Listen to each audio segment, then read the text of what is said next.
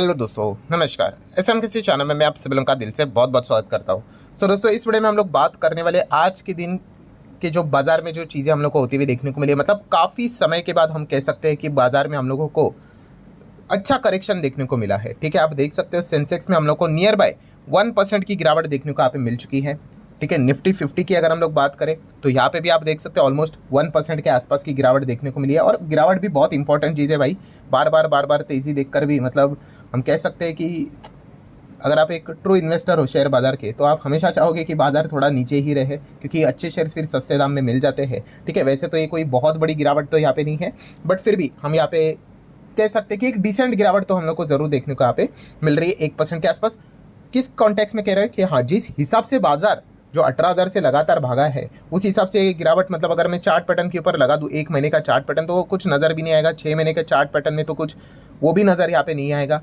ठीक है, मतलब इतना कमाल का परफॉर्मेंस हम लोग को देखने को मिल चुका है। वरना 1% गिरावट वैसे तो डिसेंट यहाँ पे रहता है, बट चलिए कोई बात नहीं। जिस हिसाब से भागा है बाजार, उस हिसाब से 1% का डैमेज इतना कोई बड़ी बात नहीं। बट फिर भी आप सभी लोगों को पता ही है कि जो गिरावट देखने को यहाँ पे मिली है, काफ़ी सारे नए लोग जो बाजार में यहाँ पे आ जाते हैं, ठीक है, उनके लिए एक नया एक्सपीरियंस देखने को मिल जाता है। एंड इसी से रिलेटेड सवाल पूछना स्टार्ट हो ही जाते हैं कि गिरावट क्यों हुई करके। ठीक है, तो इसके ऊपर मैं ऑलरेडी एक वीडियो बना चुका हूँ। कौन सा वाला? कि जब भी बाजार में इस प्रकार की चीज़ें देखने को मिल जाती है तो आपने एक प्रोसेस फॉलो करना यहाँ पे होता है। ठीक है, मैं भी वही प्रोसेस फॉलो करता हूँ ओपनली। वो चीज़ें मैंने वीडियो के फॉर्म में आप लोगों को बनाकर भी बताया है, और जो चीज़ें उस वीडियो में बताई है वही चीज़ें मैं इस वीडियो में भी बताने वाला हूँ। ठीक है, मैं भी उसी चीज़ों को फॉलो कर लेता हूँ कि हाँ भाई हुआ क्या है करके एक ओवरव्यू कर लेते हैं भाई। ठीक है, थोड़ा सा इन्फॉर्मेशन हम लोग को जस्ट यहाँ पे पता होना चाहिए। सो प्रोसेस क्या रहता है? सबसे पहले हम लोग क्या करते हैं कि भाई अमेरिकन बाजार को देख लेते हैं। डाउ जोन्स की बात करें तो कल के दिन हम लोगों ने देखा था डाउ जोन्स की 500 पॉइंट के आसपास गिरा था। ठीक है, ओवरऑल जो क्लोजिंग भी रही आप देख सकते हैं कुछ वैसी रही। 533 पॉइंट की गिरावट देखने को मिली, 1.25% की गिरावट। सो डाउ जोन्स में कमजोरी देखने को मिल गई। तो यूजुअली चांसेस होते हैं, मैं अगेन कह रहा हूँ भाई, ये कोई फिक्स फॉर्मूला नहीं है। काफ़ी लोग इस चीज़ को फिक्स फॉर्मूला मानकर ही चलते हैं कि डाउ जोन्स नीचे मतलब हमारा निफ्टी भी नीचे जाएगा, ये ऊपर तो हमारा निफ्टी। ऐसा कोई फिक्स रूल नहीं है। हाँ, प्रोबेबिलिटी की बात करें तो 10 में से 7-8 बार ऐसा होता है, 2-3 बार नहीं भी होता है। ठीक है, एंड मोस्ट इंपॉर्टेंट पॉइंट कि डाउ जोन्स जो हम लोगों को लाल निशान में देखने को मिल जाता है, ये हमारे जो बाजार रहता है उसका यूजुअली ओपनिंग डिसाइड करता है। पूरा बाजार कैसा चलेगा वो नहीं। हाँ, वो भी डिपेंड करता है भाई कि खबर क्या है, सेंटीमेंट क्या है। एकदम ही बहुत बड़ा अगर कुछ भूकंप हो जाए, 3-4% की गिरावट अमेरिकन बाजार में, तो फिर वो अलग कॉन्टेक्स्ट है। ठीक है, तो इस प्रकार की अगर हम लोग बात करें तो हमारा ओपनिंग तो आप देख सकते हैं, हमारा जो ओपनिंग था इनफैक्ट अच्छा ही हुआ। अगर हम लोग यहाँ पे कहे हमारा ओपनिंग तो यहाँ पे मतलब गैप अप हम लोग को थोड़ा बहुत देखने को मिला। प्रीवियस क्लोजिंग था 24,800 एंड ओपनिंग तो 850 के ऊपर हम लोग को देखने को मिली। सो शुरुआत तो अच्छी हुई थी। तो डाउ जोन्स का इंपैक्ट इतना कुछ खास हम लोग को देखने को यहाँ पे नहीं मिल रहा था। मतलब आपको लग रहा होगा क्या इस चीज़ के चलते प्रेशराइज हुआ है, इतना कुछ नहीं। ठीक है, तो डाउ जोन्स का काम तो भाई यही तक होता है। देन उसके बाद जो ये बाजार यहाँ पे चल रहा है, इससे रिलेटेड हम क्या करते हैं, डाउ जोन्स का फ्यूचर देखते। तो भाई क्या डाउ जोन्स के फ्यूचर में वहाँ पे कोई बहुत बड़ा भूकंप आया क्या? तो नहीं, इतना कुछ खास नहीं। ओके ओके ही परफॉर्मेंस है, एकदम नॉर्मल 80 पॉइंट के आसपास की गिरावट। मतलब कोई इतना बड़ा कोई ऐसा रीज़न नहीं कि भाई इसी को बोले कि हाँ भाई इसी चीज़ के चलते हुआ है। दैन हम लोग क्या करते हैं, ग्लोबल मार्केट को देखते। तो ग्लोबल मार्केट में पहली नज़र तो जाती है भाई यूरोपियन बाजार की ओर। तो यूरोपियन मार्केट भी अगर हम लोग यहाँ पे चेक कर ले, थोड़ा रिफ्रेश होने दो, कोई बात नहीं, तो वो भी ठीक ही है भाई। 0.5% के आसपास हम लोग को डाउन देखने को यहाँ पे मिल रहे हैं। वैसे हमारा बाजार भी 1% के आसपास यहाँ पे गिरा है, तो ठीक है। यूरोपियन मार्केट भी कुछ ऐसे गिरा है, एंड वो भी हम कह सकते हैं हमारा जो बाजार बीच में जो चलता है 12, 12:30, 1 बजे के आसपास, तभी हम इनकी ओपनिंग हम लोग को होती हुई देखने को मिल जाती है। सो उसके पहले से हम लोग को कमजोरी देखने को यहाँ पे मिल रही थी। हाँ, एशियन बाजार की अगर हम लोग बात करें तो एशियन बाजार को थोड़ा बहुत फोकस में यहाँ पे रखना पड़ता है। तो वहाँ पे हम थोड़ा ताइवान के ऊपर अभी ज़्यादा फोकस थोड़ा रखना की कोशिश यहाँ पे करें। तो ताइवान के बाजार में एक अच्छा खासा हम लोगों को एक प्रेशराइज वाली सिचुएशन ज़रूर हम लोग को देखने को यहाँ पे मिल चुकी है। ठीक है, एंड उनका जो सेमीकंडक्टर वाला जो कंपनी है उसमें भी आज के दिन ज़बरदस्त हम लोग को गिरावट होती हुई देखने को मिल चुकी है। तो ठीक है, ये चीज़ें यहाँ पे नॉर्मली यहाँ पे चल रही है। देन हम क्या करते हैं, थोड़ा सा मिडल ईस्ट को चेकआउट करने की कोशिश करते हैं। तो इसके लिए बेस्ट इंडिकेटर होता है क्रूड की। अगर मैं बात करता हूँ तो क्रूड भी आप देख सकते हो कोई हरे निशान में सुपर डुपर भागा नहीं है, मतलब वहाँ से भी कोई दिक्कत वाली बात नहीं है। ठीक है, तो आगे बढ़ लेते। तो फिर अभी हम लोग क्या कर लेते हैं, ये प्रोसेस है दोस्तों, हर वक्त इसको फॉलो करना है।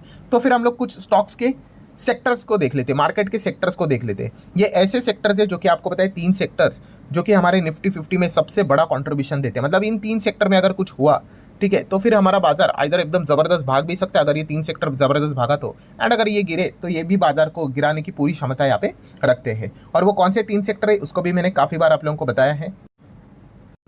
निफ्टी के वेटेज के चलते, तो ये देखिए ये है वो 3 सेक्टर पहले वाले। कौन सा? सबसे पहले फाइनेंस 34% निफ्टी में कंट्रीब्यूशन करता है। ऑयल एंड गैस की बात करें तो 12.5% ऑलमोस्ट। आईटी भी ऑलमोस्ट सेम 12.5 ठीक है। इन तीन की टोटल करके देख लेना तो आप लोगों को मोर देन 50-60% तक जाते हुए देखने को यहाँ पे मिल रही है। बाकी की अगर हम लोग यहाँ पे बात करें तो यहाँ पे ऑटो भी 8% के आसपास कंट्रीब्यूट करते हुए देखने को मिल जाते हैं। देन एफएमसीजी 7, ये तो बाकी अदर इसमें आगे, बट ये पहले वाले जो है 3 ये काफ़ी इंपॉर्टेंट है। एंड ऑटो को भी अगर आप 8% के आसपास थोड़ा सा याद रखोगे तो ठीक रहेगा। इसको भी हम लोग आगे थोड़ा सा कवर यहाँ पे कर लेंगे।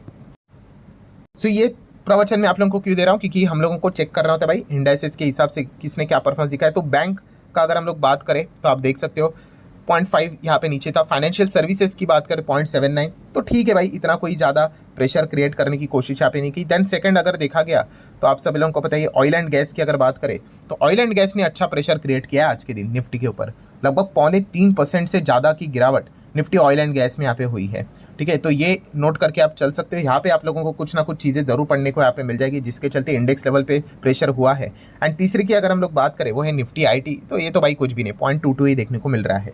बट फिर भी आज के दिन की अगर हम लोग बात करें, जो चौथा हम लोग को पॉइंट देखने को मिल जाता है 8% कॉन्ट्रीब्यूट करते हैं निफ्टी में, वो है निफ्टी ऑटो। तो ऑटो में अच्छी गिरावट देखने को मिली, कितनी? 2.5% के आसपास। बिकॉज मेटल में हम लोगों को प्रेशर देखने को मिला तो ऑटो में भी वो प्रेशर हम लोग को ट्रांसफर होते हुए देखने को यहाँ पे मिल जाता है। तो इसलिए मैंने अभी आप लोगों को बताया कि ऑटो को भी थोड़ा बहुत आप ध्यान यहाँ पे रख सकते हो। ठीक है, देन आगे बढ़ेंगे दोस्तों। तो आप सभी लोगों को बताइए हमारे बाजार के 5 ऐसे स्टॉक्स है जो कि बाजार में बहुत हायर लेवल पे कंट्रीब्यूट करते हैं, क्योंकि ये जो 3 सेक्टर्स देखने को मिल जाते हैं, इन 3 सेक्टर्स की चाबी इन 5 स्टॉक्स में ही देखने को मिल जाती है। ठीक है, उसमें से 2 स्टॉक्स देखा गया तो हम लोग को फाइनेंस सेक्टर से देखने को मिल जाते हैं। ठीक है, बाकी 2 स्टॉक्स की अगर हम लोग यहाँ पे बात करें वो आईटी सेक्टर से बिलोंग करते हैं, और एक जो स्टॉक है वो ऑयल एंड गैस से रिलेटेड है। ठीक है, तो उसी की अगर बात करें तो एचडीएफसी बैंक आप देख सकते हो 0.5% यहाँ पे नीचे है, तो कोई दिक्कत की बात नहीं। ठीक है, आईसीआईसीआई बैंक भी ये तो कुछ भी नहीं है इस पर, इनफैक्ट इसने गिरावट के साथ साथ वापस रिकवरी भी यहाँ पे की है, तो यहाँ से कोई दिक्कत नहीं है। टीसीएस की बात करें 0.5% ही डाउन था, कोई ज़्यादा दिक्कत नहीं। इन्फोसिस की बात करें, इनफैक्ट ये तो अच्छा हरा निशान में चल रहा था, मतलब इन्होंने कोई यहाँ पे ज़्यादा प्रॉब्लम क्रिएट नहीं किया है। हाँ, जो ऑयल एंड गैस दोस्तों जो 2.5% से भी ज़्यादा यहाँ पे गिरा था, और उसमें अगर देखा गया सबसे बड़ा कंट्रीब्यूशन कौन देता है? रिलायंस। तो रिलायंस आज हम कह सकते हैं इस चीज़ के चलते काफ़ी ज़्यादा मतलब निफ्टी को उसने डैमेज किया है, लगभग 0.25% के गिरावट के साथ। ठीक है, और निफ्टी में भी ये इंडिविजुअली सेकंड पोजीशन पे हम लोग को कंट्रीब्यूशन देते हुए देखने को यहाँ पे मिल जाता है। ठीक है, तो ये प्रोसेस होती है दोस्तों, ये प्रोसेस आपको फॉलो यहाँ पे करनी होती है, इसलिए ये सारी चीज़ें मैं स्टेप बाय स्टेप आपको यहाँ पे बता रहा हूँ। ठीक है, क्योंकि काफ़ी सारे लोग पहली बार बाजार में यहाँ पे जुड़ चुके हैं और गिरावट जब भी होती है तो इन प्रोसेस को हमेशा फॉलो करते रहना, तो आप लोगों को एक अंदाजा आ जाता है कि एग्जैक्टली क्या चल रहा है बाजार में। ठीक है, एंड आज की अगर मैं गिरावट की बात करूँ तो कोई कॉन्क्रीट रीजन नहीं है। ठीक है, कभी कभी क्या होता है कॉन्क्रीट रीजन होते हैं, जैसे कि 4 जून याद है ना, बाजार जबरदस्त क्यों गिरा था? हाँ, क्योंकि वहाँ पे जो अनुमान लगाए गए थे एग्जिट पोल के हिसाब से कि एनडीए की सरकार आराम से जीत जाएगी, वैसा हुआ नहीं। तो हर वीडियो में आप लोगों को, बाकी लोग भी आप लोगों को यही चीज़ें बताते हुए देखने को मिलते होंगे 4 जून को।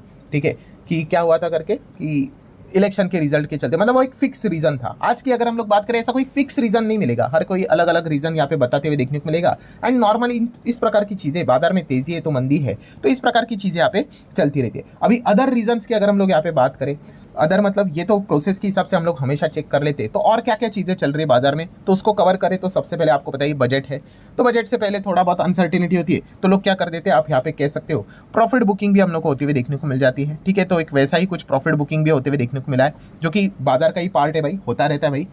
देन अगर हम लोग बात करें दोस्तों, तो थोड़ा सा आप लोगों ने एक खबर भी सुनी होगी माइक्रोसॉफ्ट से रिलेटेड। ठीक है, यहाँ पे बहुत बड़ा हम लोगों को टेक्निकल इश्यूज होते हुए देखने को मिल चुके हैं, एंड माइक्रोसॉफ्ट इसी टेक्निकली जो हम लोगों को जो मैसिव आउटेज हम लोग को देखने को मिला है, तो फ्लाइट्स से रिलेटेड चीज़ें गड़बड़ाती हुई देखने को मिले, बैंक्स, देन स्टॉक एक्सचेंज की बात करें, ब्रॉडकास्टिंग की बात करें। ठीक है, दुनिया भर के हम लोग बहुत सारे कंट्रीज यहाँ पे कह सकते हैं, जहाँ पे इंडिया भी है, ऑस्ट्रेलिया है, जर्मनी है, बहुत सारे देश है। ठीक है, जहाँ पे हम कह सकते हैं कि इनका जो सिस्टम जो ग्लोबल लेवल पे फैला हुआ है, सो इस चीज़ के चलते भी इकोनॉमी के ऊपर थोड़ा बहुत नेगेटिव इम्पैक्ट आ जाता है। ठीक है, वन ऑफ मतलब आप कह सकते हैं छोटा सा कंट्रीब्यूशन इसने भी यहाँ पे किया है, आप ऐसा भी थोड़ा बहुत यहाँ पे कह सकते हो। तो ये सारे रीजंस को अगर आप जोड़कर देखोगे तो ठीक है, इस चीज़ के चलते एक थोड़ा सा 1% की गिरावट आज के दिन बाजार में हम लोग को होती हुई देखने को यहाँ पे मिल चुकी है।